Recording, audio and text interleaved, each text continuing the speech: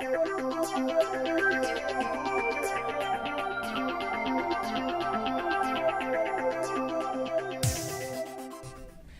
I've been lucky enough over the last couple of days to be on the Certified Agile Leadership 1 course with Michael Sahota, and he's been kind enough to come in and have a chat to us about Agile and Agile leadership in high-performance organisations.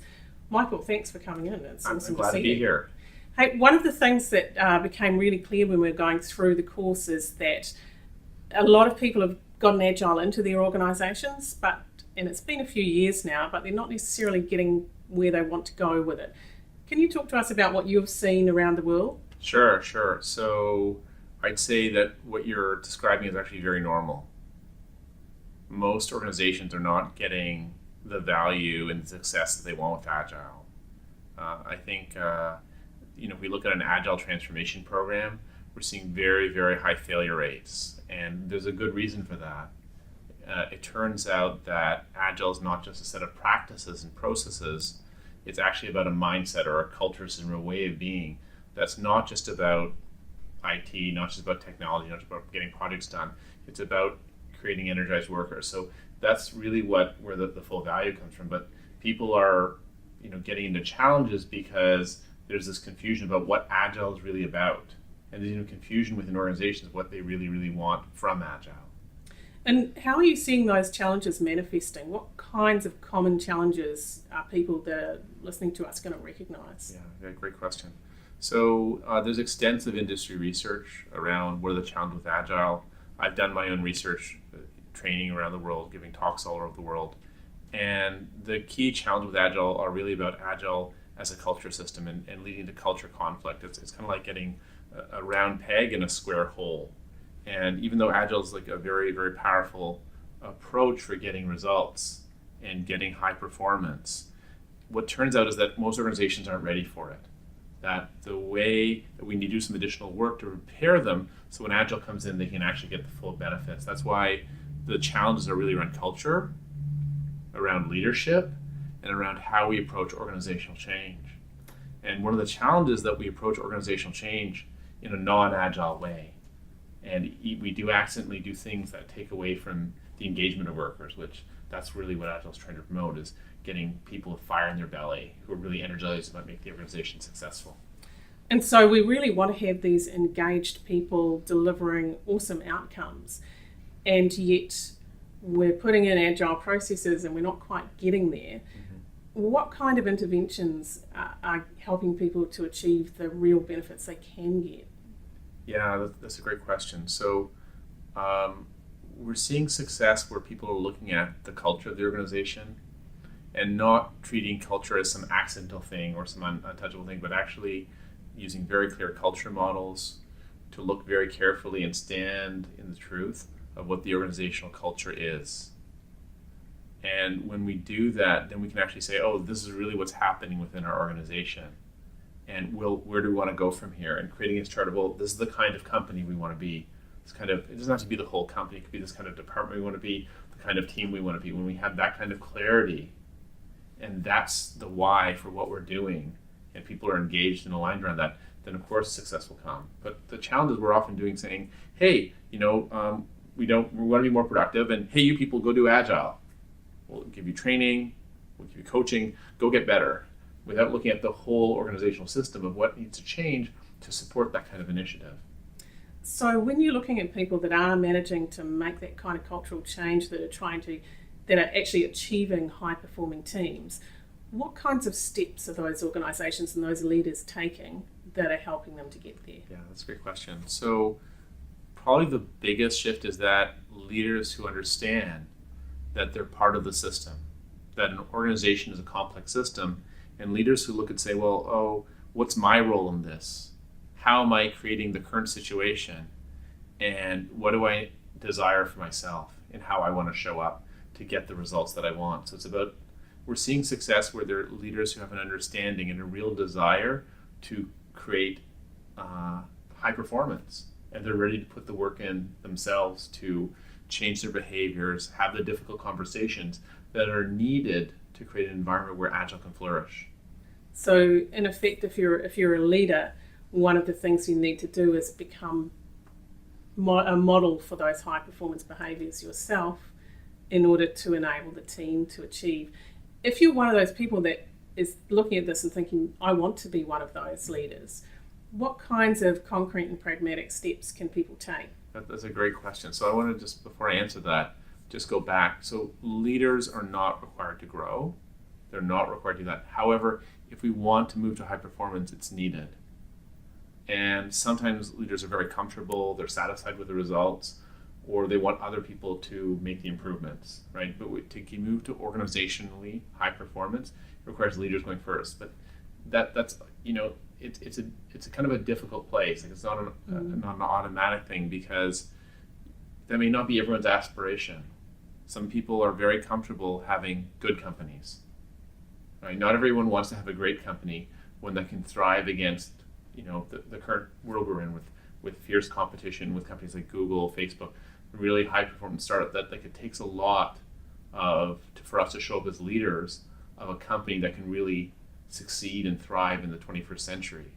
So it's not everyone's really up to that task of looking at themselves, and that kind of leads into, well, what's required, right? So what's required of leaders to honestly look at themselves, saying, what am I doing that's blocking high performance?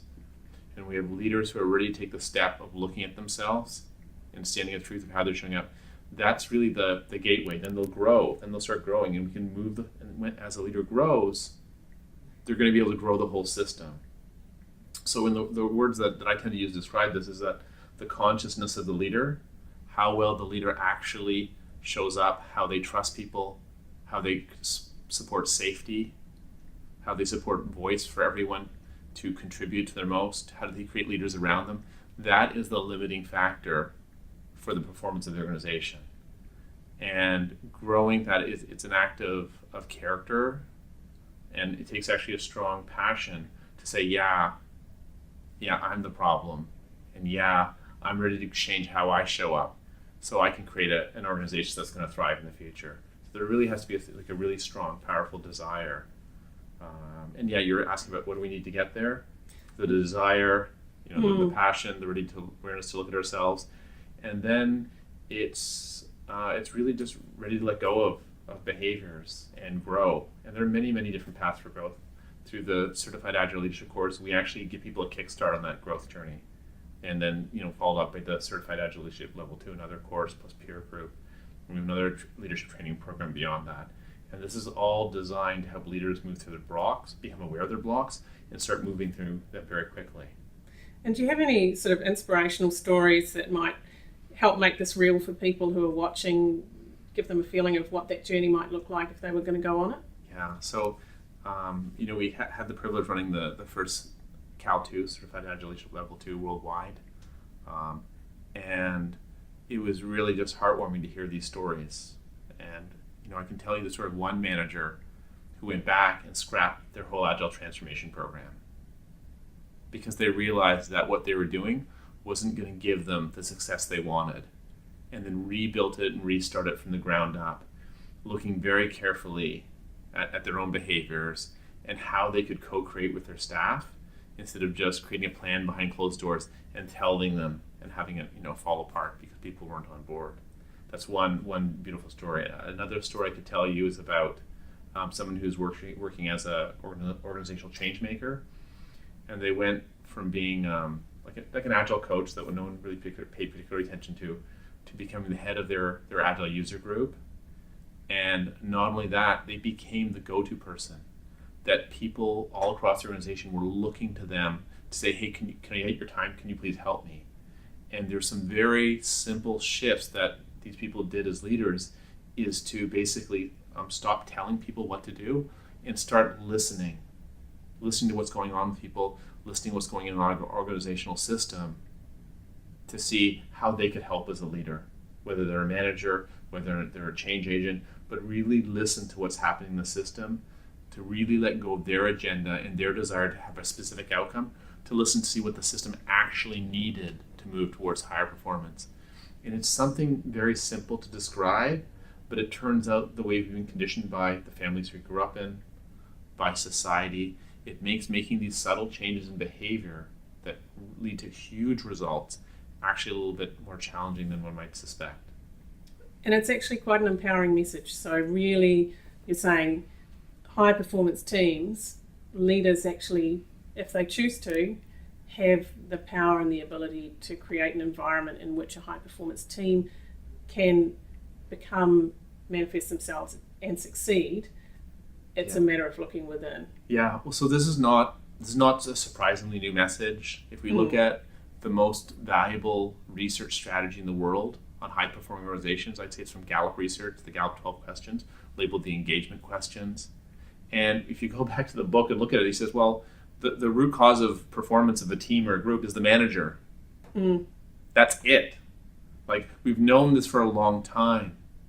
This is not a news flash that I'm suddenly revealing, oh my gosh, this is new information. It's that we've known it all this time and we haven't acted on it, or we haven't had the clarity to act on it.